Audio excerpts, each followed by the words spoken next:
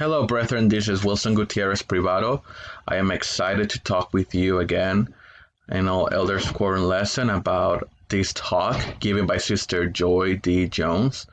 She's the president of the primary, the general president of the primary, and the topic of her talk is an especially novel calling. It was really humbling for me to learn about this and to learn more about what God feels about his daughters and the important role that we have as priesthood holders to make sure we're blessing their lives, because throughout our lives we're blessed by the power of their influence.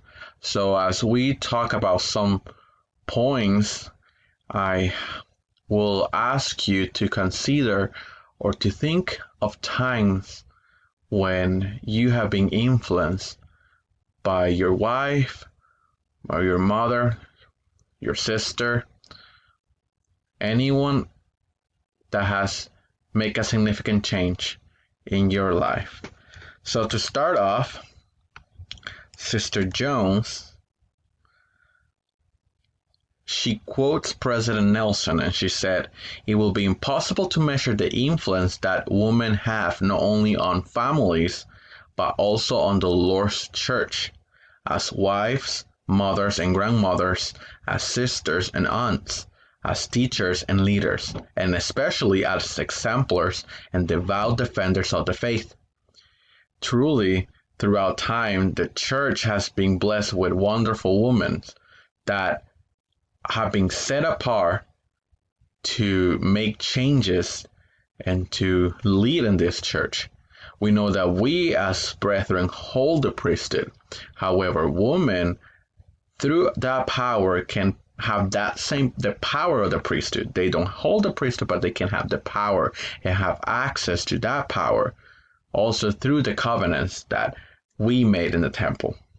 So with that in mind, ask yourself, where will you be if it wasn't for the influence of your mom or your sister or your wife? What kind of men you are because of them? Truly, we need them as much as they need us. We are here as equal partners to accomplish God's purpose on earth. This is a quote given by President Spencer W. Kimball. He said, "To be a righteous woman during the winding up scene of this earth before the second coming of our Savior is an especially noble calling. The righteous woman's strength and influence today can be tenfold what it might be in more tranquil times. I have come to understand, brethren, that the Lord is pouring more light now than he has done in the past because of the demands of our everyday lives, because how darkness is increasing, so is the Lord helping us, and he's sending more elect children on earth." Now, you may be asking yourself, well, what does it have to do with the priesthood like of us? Well, it is our job as priesthood holders to help them accomplish this purpose, to accomplish that noble calling they have been called to from the Lord. And by doing so, they will help us as well to fulfill our noble calling as fathers, as husbands, as men of God. Sister Jones said, "Brothers and sisters, we all see God's power in our lives. There is a beautiful unity between woman and man in accomplishing God's work today. Like I said before, we need each other. We access the power of the priesthood through covenants made first in the waters of baptism and then within the walls of holy temples. President Nelson taught us every woman and every man who makes covenants with God and keeps those covenants and who participates worthily in priesthood ordinances has direct access to the power of God." I know this to be true. I know that as we strive to fulfill our covenants, the veil becomes thinner and the Spirit can whisper to our lives the thing that we must do. In the world today, Satan does a great job making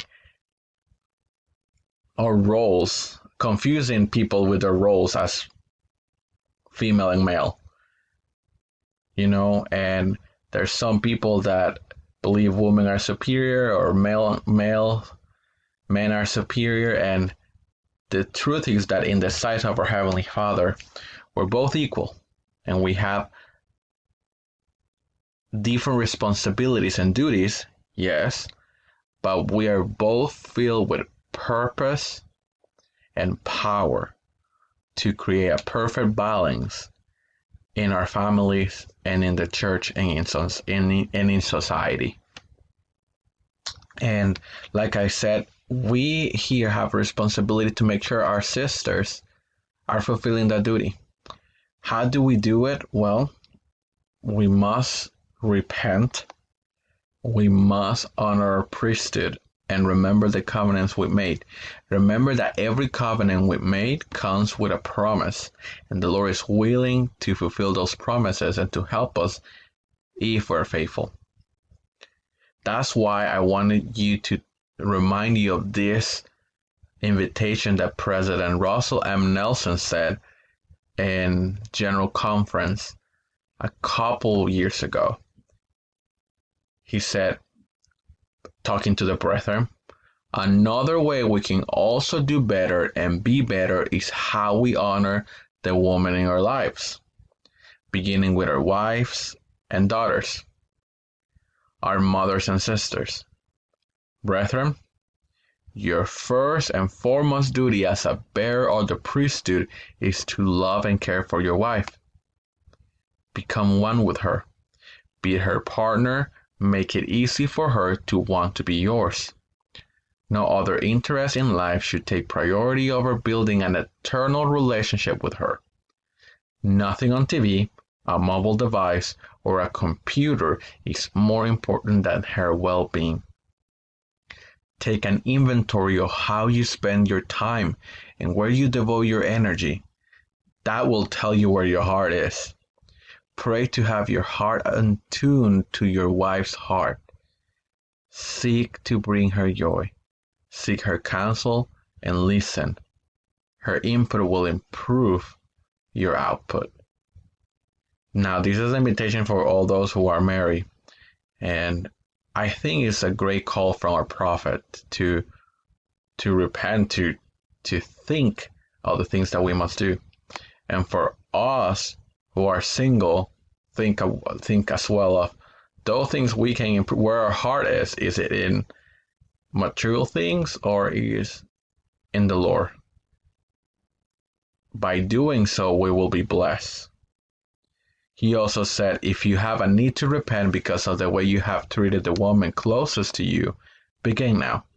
And remember that it is your responsibility to help the woman in your life receive the blessings that derive from living the Lord's law of chastity. Never be the reason that a woman is unable to receive her temple blessings. So I know this to be true. I know that God loves his daughters, but he also loves his sons, and he wants us to work together to accomplish this great latter-day work. That's why he has restored priesthood keys and priesthood power for us to help us accomplish the impossible. So, brethren, let us repent.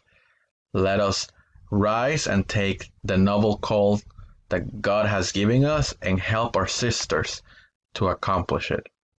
It is my humble prayer that we may do so. In the name of Jesus Christ. Amen.